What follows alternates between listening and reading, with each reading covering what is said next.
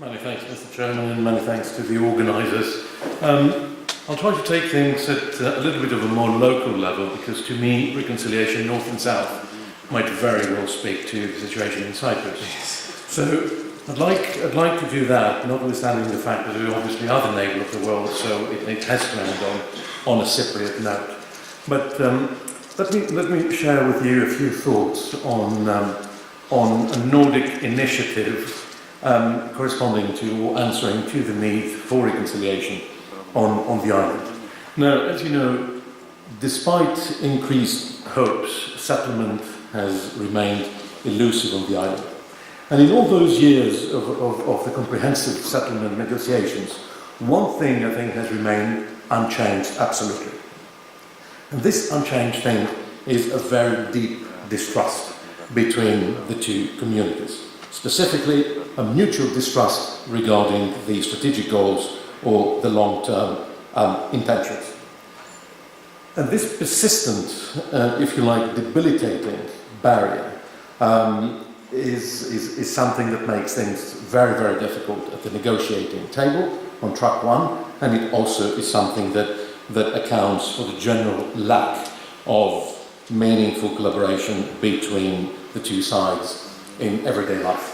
So, my understanding of the negotiation sometimes, or the feeling I get, is when we talk about the Cyprus problem, or we talk about the inacceptability of the status quo, refers sometimes to a quest to solve each side's Cyprus problem rather than a common one.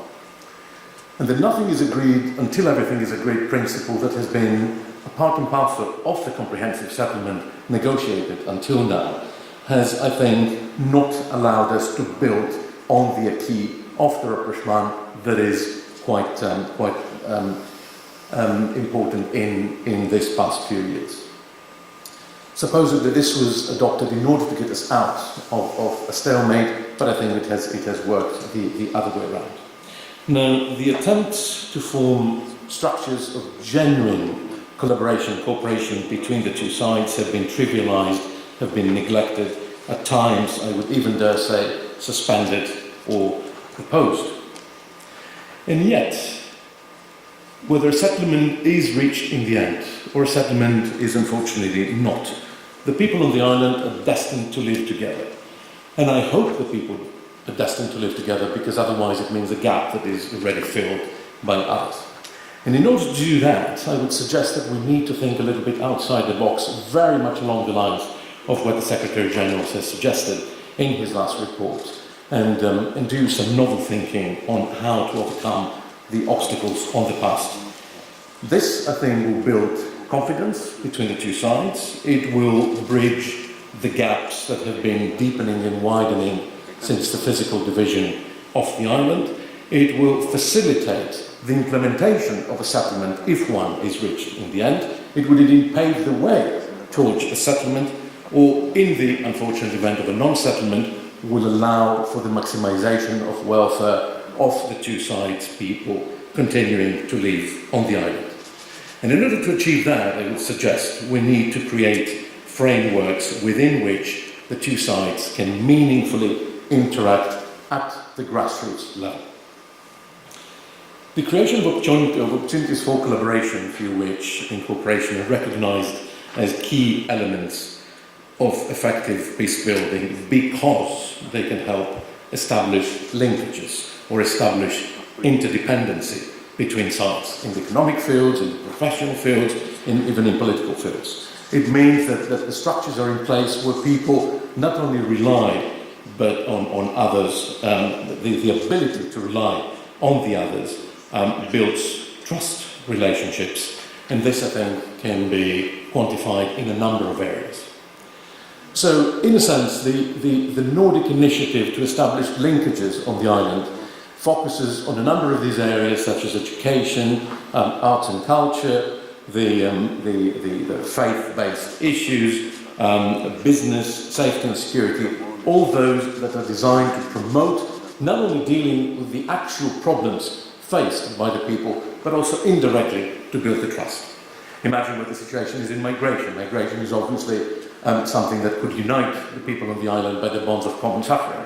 It would be imperative to think of ways of dealing with it in tackling the problem, but also indirectly building trust. Perhaps revising the Green Line regulation, which was originally designed to be an enabler and now perhaps to some has been an obstacle. We're talking about societal reconciliation where human rights monitoring, the registration of violent incidents, the intolerant discourse monitoring could also be very much on the ground. We're talking about scholarly research because obviously the island benefits from the existence of excellent university institutions. We heard a little earlier on that. And universities can focus on research that tackles issues that are very common to both sides and the consequences of them as a whole. In environmental issues, in energy technology, in medical research, the sky is the limit. I would also like to focus on another such area, which is environmental protection and natural disasters. Obviously, environment has tremendous peace-building potential, and the environmental disasters understand of no boundaries as such. The environmental problems and concerns surpass societally constructed ethno-territorial borders, and they obviously mean that at the moment Cyprus can very easily fall victim to the climate change challenges that already take place in the region, and this is even accentuated because we cannot act in ways that due to the division does not allow us to build long-term strategies for dealing with such. And I can go on and on and on particular ways of dealing with emergencies and so on and so forth.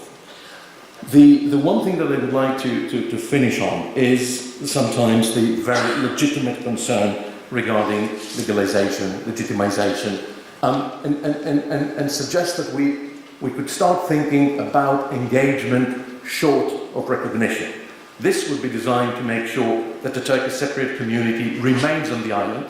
It is not chased away, it does not leave, it does not create a gap filled very eagerly by others for the benefit of both communities on the island, because the existence of one is absolutely central to the others. I would suggest that we do so in a fashion of linkages, locally grown, bottom-up, grassroots linkages designed to promote interdependency between the people rather than CBMs that in the past have been perhaps perceived, and I underline perceived, as externally imposed and tied to a specific solution. Thank you very much, Mr. Chairman.